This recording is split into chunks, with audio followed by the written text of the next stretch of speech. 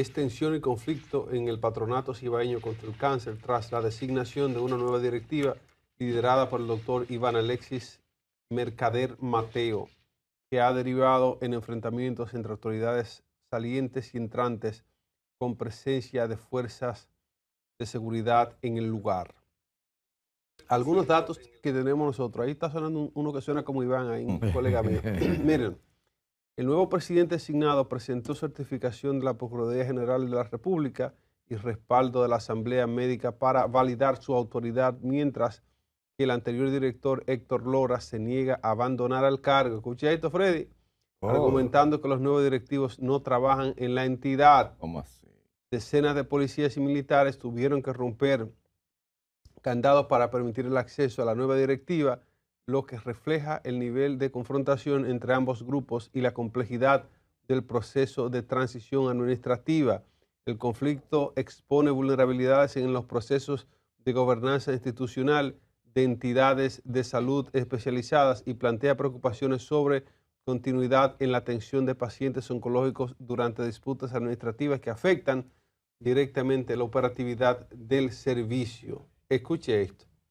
Aquí no queremos decir que es porque el partido es blanco, que es porque se tiran sillazos en las asambleas y porque tiran tiro en el Congreso, pero estas son cuestiones que pasan solo en estos gobiernos, según la memoria que colectamos. Entonces, ¿cómo es eso? Que usted está en un gobierno, parte de una entidad, de un tren gubernamental, y a usted lo destituyen y su reemplazo llega y usted dice, no, que esta institución es mía. Esa a primera vista la impresión que nos da. Más adelante seguiremos investigando sobre esto. Mientras tanto, Nelson Enrique Valdés Burgos, opiniones para ustedes. Muchas gracias, Iván. Fíjense que lo que ocurrió es indignante. Habla de lo mal que estamos como sociedad en la República Dominicana. Este hombre, tengo entendido, el que lleva el oncológico de Santiago, ingeniero. Ya por ahí estamos completamente mal. Y la actitud que toma con la nueva directiva, después de estar 7 años a cargo de la institución, es más que extraña y curiosa. Como dice Iván, no sabía que las instituciones, más un patronato, le pertenecía a un ser humano que había sido libremente elegido. Luego hace una gestión mediocre, ineficiente, irregular, a todas luces. Y la primera reacción, no, yo no me voy a ir de aquí. La policía tuvo que irrumpir y romper candados para que pudieran ingresar las nuevas autoridades. Y yo lo que me pregunto es, cuando tú le echas la culpa de todo al presidente Abinader, yo creo que ahí entra una voz interna que tiene que decirnos nosotros los dominicanos, ¿en qué estamos? Es lo que nosotros hacemos como dominicanos, debemos aplaudirnos. Cuando boto la basura por la ventana, cuando estoy en un río y tiro basura en el río.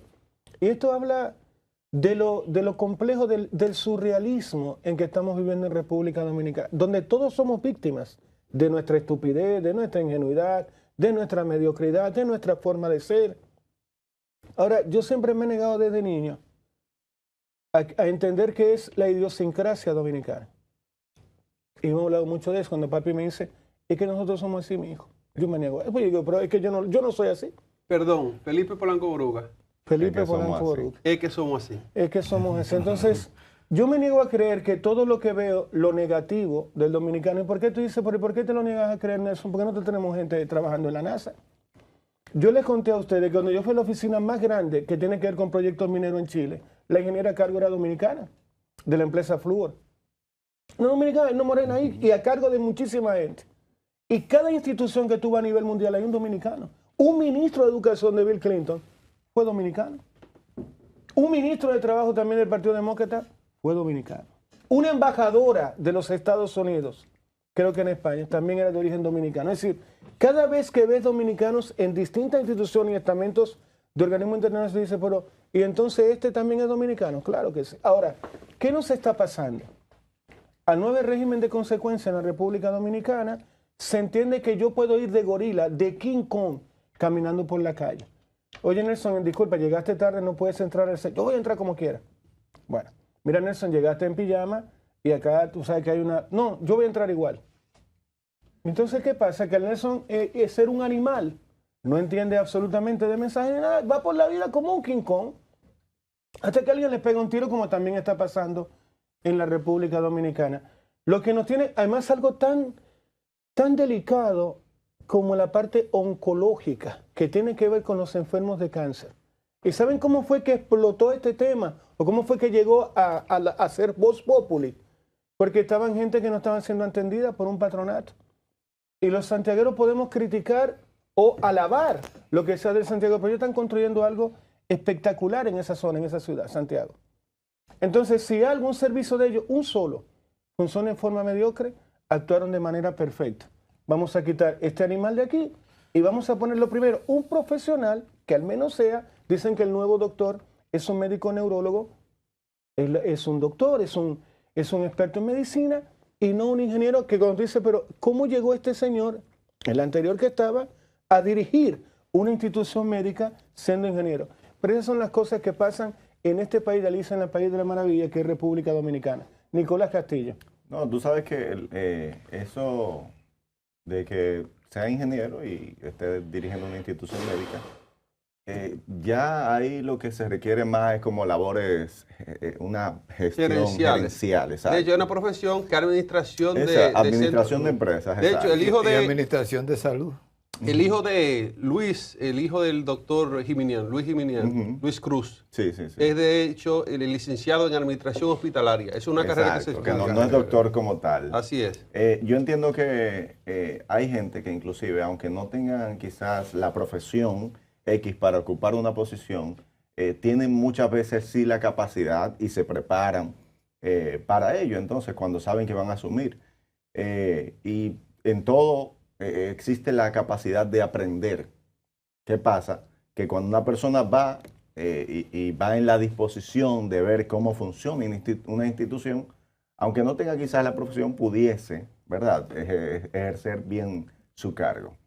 Ahora, esto es increíble que estemos debatiendo un tema como este, porque estamos hablando de profesionales, donde no se debería dar este tipo de situaciones.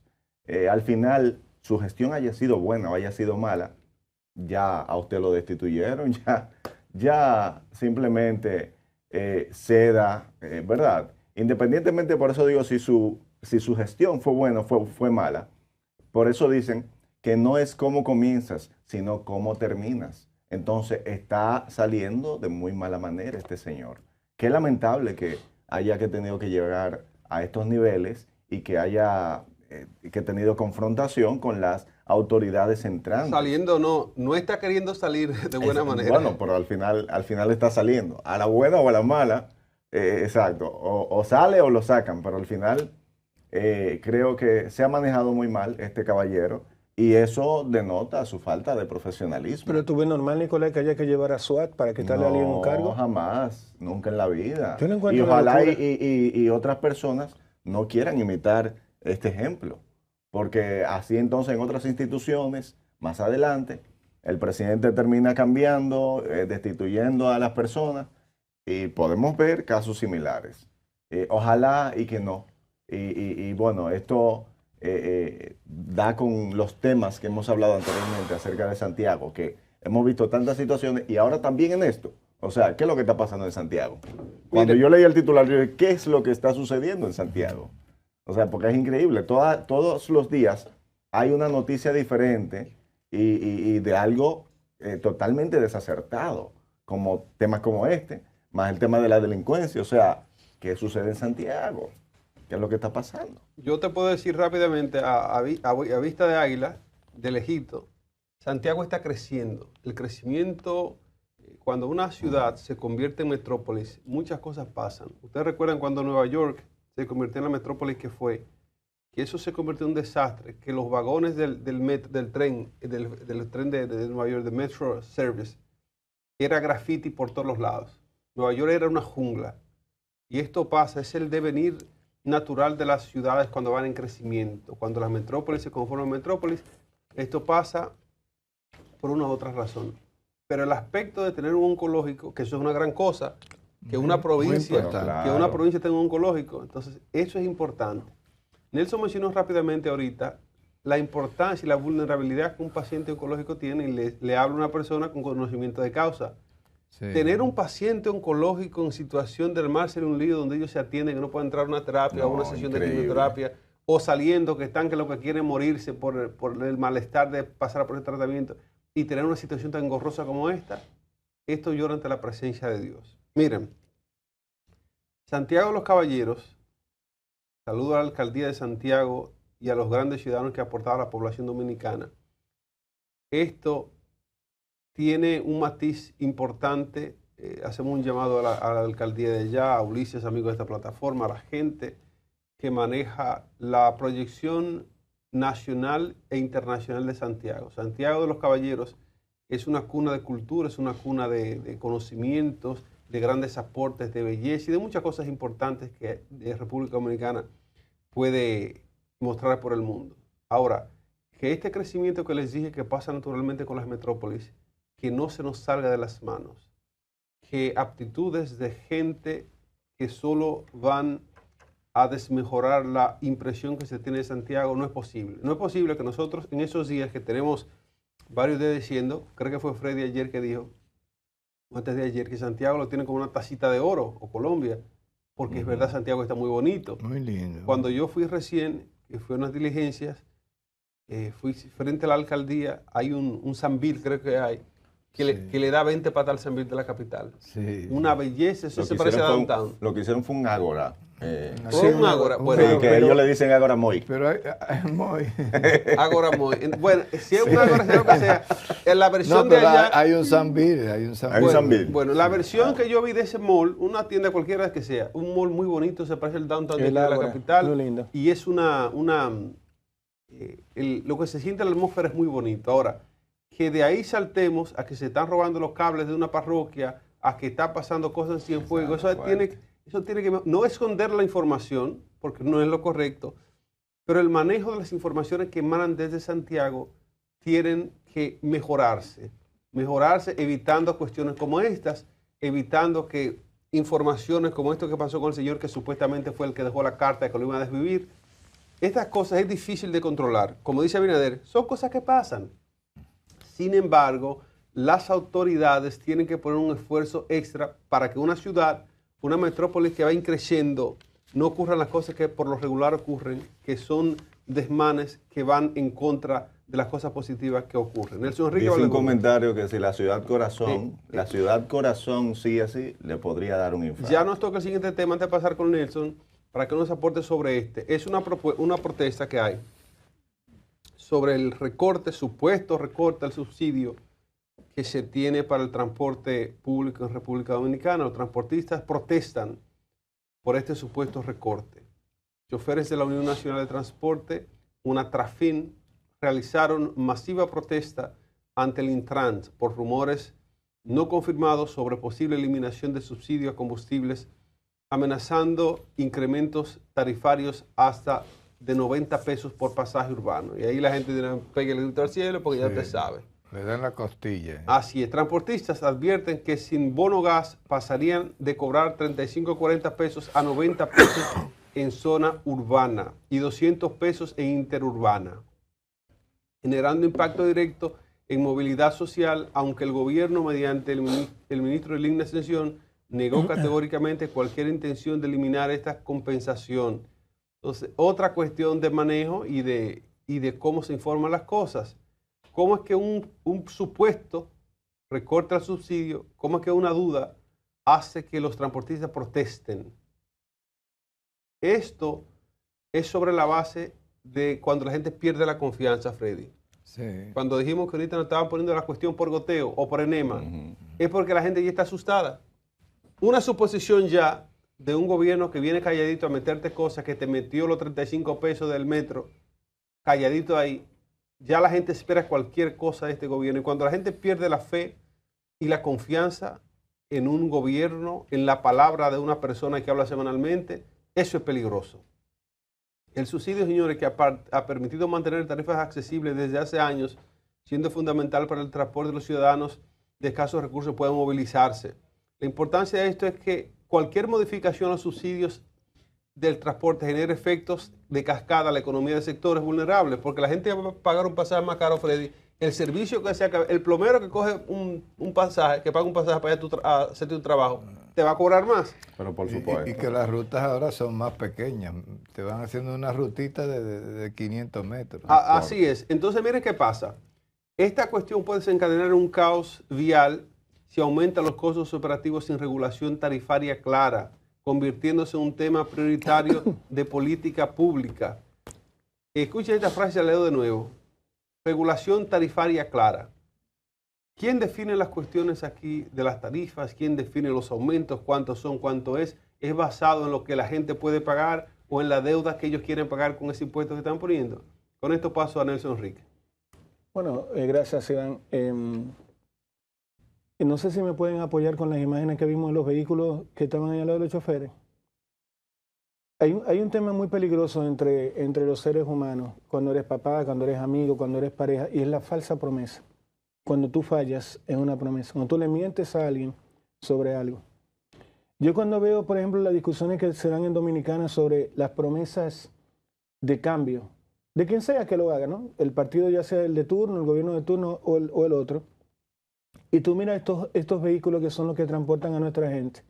Son los mismos vehículos de cuando yo era niño y vivía en la Juan Evangelista Jiménez. Son exactamente los vehículos que deberían estar o en un corral o deberían estar convertidos en chatarra o deberían haber servido ya de material como son algunas partes de acero reciclado, ¿no?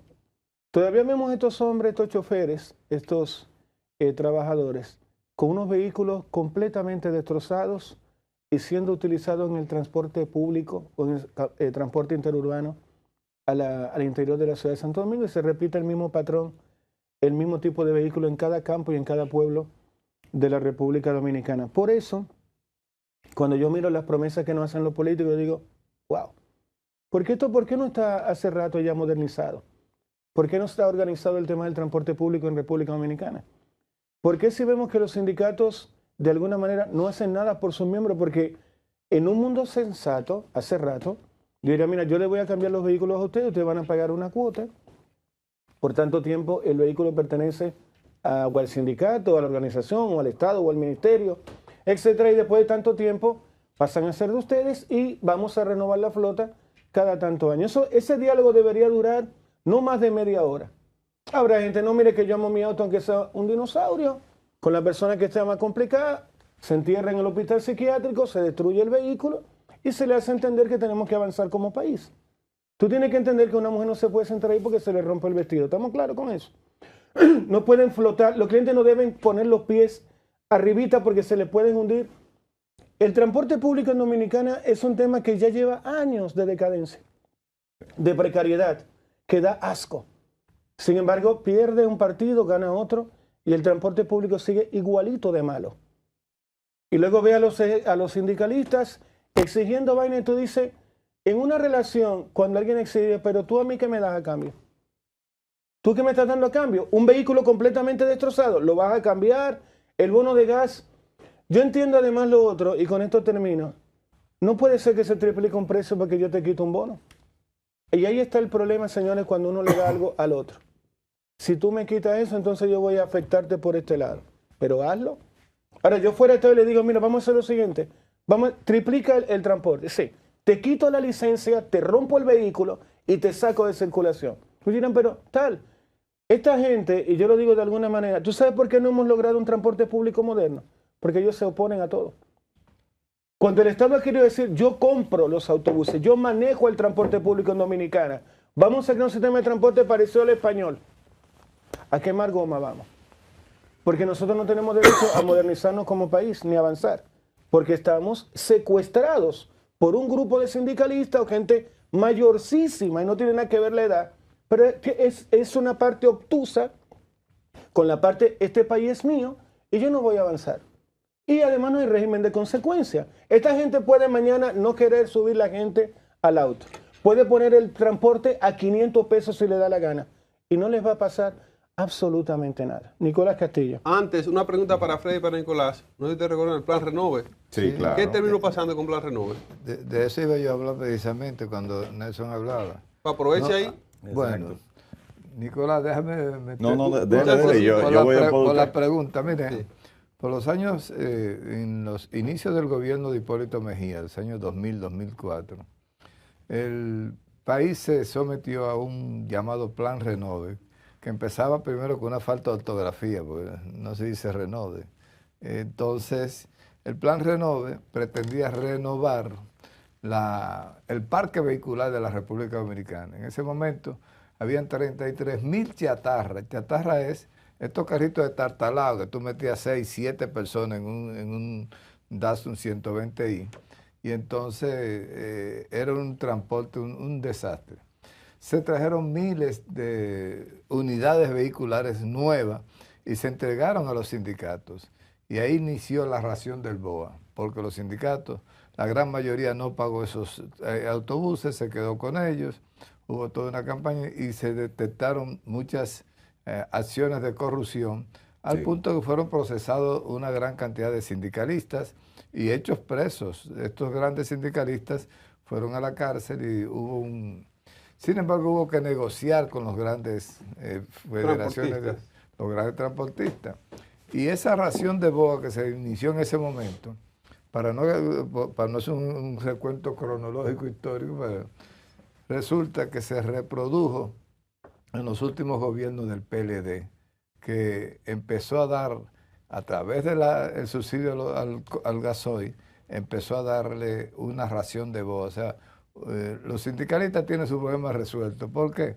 Porque le dan 1 millón de galones de gasoil a precio subsidiado, le dan medio millón aquí, se reparten. ¿Puedes repetir, disculpa, Freddy, la cifra? ¿1 millón de bonos? ¿Cuántos millones le dan de gasoil? No, es millones, se dan como 6 millones tendría que revisar las cifras, de galones. ¿Gratis? No es gratis, subsidiado. Se lo dan con 68 pesos menos del que está en el mercado. Okay. Entonces, ¿qué hacen estos sindicalistas? Si tú vas a las centrales sindicales, tienen un tanque de distribuir, pero se vende por miles de galones. Entonces, ¿qué sucede? Hacen negocio con lo que el gobierno le dio subsidiado. Se hace un negocio, se vende con una cuota menos, 44 pesos menos, 58, ha llegado hasta 68 pesos menos un galón. No tengo las cifras exactas, no sabía que iba a tratar este tema. Están todas las cifras ahí. ¿Qué pasa? Que eso es la quiebra o el quiebre, como se dice, del sistema institucional de la República Dominicana. Un gobierno que se ve combinado, eso se llama extorsionado, cuando te extorsionan a tener que dar una especie de cuota corrupta a los transportistas para que se mantenga el precio del transporte a un precio asequible para los ciudadanos a partir de un chantaje. O sea, se les rebaja el precio a los ciudadanos, pero esa parte se la lleva, en vez del ciudadano, se lo llevan los sindicalistas y las grandes centrales sindicales. Entonces, hay un irrespeto total por las normas y un irrespeto total por la institucionalidad de un país. Por ejemplo, aquí se ha usado como una política populista el no ascenso de los precios de los combustibles. Aquí se había aprobado una ley de que si sube, sube y si baja, baja. Sí. Y resulta que ahora, cada vez que el gobierno está en medio de una crisis, no, si subimos ahora la gasolina, hay movilizaciones, se arma un desmadre. Y entonces el gobierno actúa chantajeado por la situación y por la coyuntura, de tal manera que no se atreve a dar los pasos institucionalmente correctos. Si aquí se normaliza el sistema como Dios manda, calculado a través de una fórmula que te permite meter el precio del dólar, la situación de la inflación, el tema de la importación, el transporte, cuando tú ves, te da una tarifa que te da el galonaje a cómo debe costar un galón de gasoil, de gasolina, de gas. No, pero aquí es, ¿cómo está la situación? Hay huelga en Navarrete, espérate. Entonces no se respeta lo que es una sociedad que dice, mira, aquí hay una ley que el costo del precio del galón de gasolina es igual al costo del dólar, más lo que cuesta comprar la gasolina en el extranjero, más lo que fue. Entonces te hace una tarifa y esa tarifa crea una fórmula. Y acuérdate la formulita de Hito, ¿verdad? Esa tarifa fue muy efectiva. Te da una forma, fue muy efectiva para llevar a Hito de ministro de Industria y Comercio. Bueno, lo que quiero decir es que hay un desorden institucional en torno a la asignación de galones de combustible y en ese desorden institucional se ha montado una gran operación de corrupción de altísimo nivel que está haciendo rico muchísimos transportistas en la República Dominicana. Antes de pasar con Nicolás, breve 2 centavitos. Freddy, desde ayer que me quedé rayado, como un disco rayado, con el tema del censo, que si no se tiene la data de cuántos somos, no se puede planificar para hacer la cosa bien.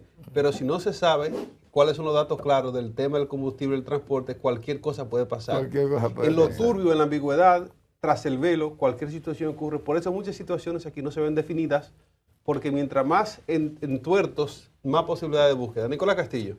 Una nueva mañana, me preguntan por acá cuál es el nombre del programa, por esta transmisión de TikTok, para que lo busquen ahí, se suscriban en nuestro canal de YouTube, que ya estamos... Creo que con la audiencia de Nicolás ahí, si se suscriben, completamos los 200.000 suscriptores. Sí, aquí. no, estamos ya Fácil. a ley de una esquina. Este tema pica... Suscríbase y diga que Sí. fue Nicolás que lo recomendó. Ah, sí, claro, para que participen en la rifa del carro. Y No hay broma. y tiene un descuento especial, ¿no? Así es. No, señores, definitivamente Perdón, si hay carro. El Datsun que dijo Freddy 120i lo estamos rifando. Aquí adelante, Nicolás.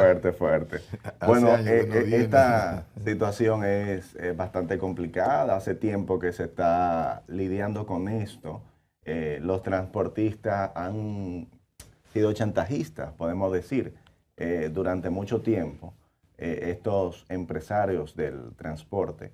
Y muchas veces hasta le han tumbado el pulso al gobierno, ¿verdad?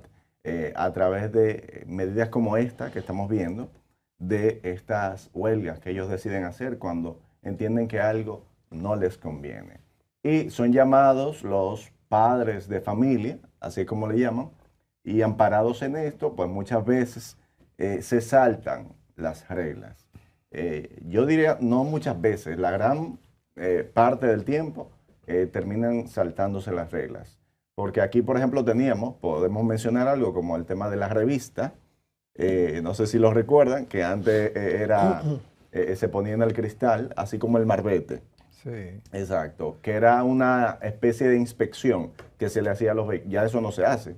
No, Era una especie de inspección, pero tú comprabas la revista en los supermercados, en los bueno. te la vendían en las tiendas, en las farmacias. Que eso es una desfachatez, Freddy. ¿Cómo que Totalmente usted me va a absurdo. vender un asunto a mí que me cuesta 3.000 pesos de que para que el vehículo pueda rodar en la calle, que es supuestamente una inspección de que el vehículo... Pero que la revisión es una inspección, es lo que tú dices, Sí. una inspección de decir si las gomas están De que aptas está, para, si no exacto. están Que eso desgastadas, deja ver la claramente batería, que la intención no es la seguridad del ciudadano, que viaje en un vehículo que tenga gomas buenas o la luz intermitente.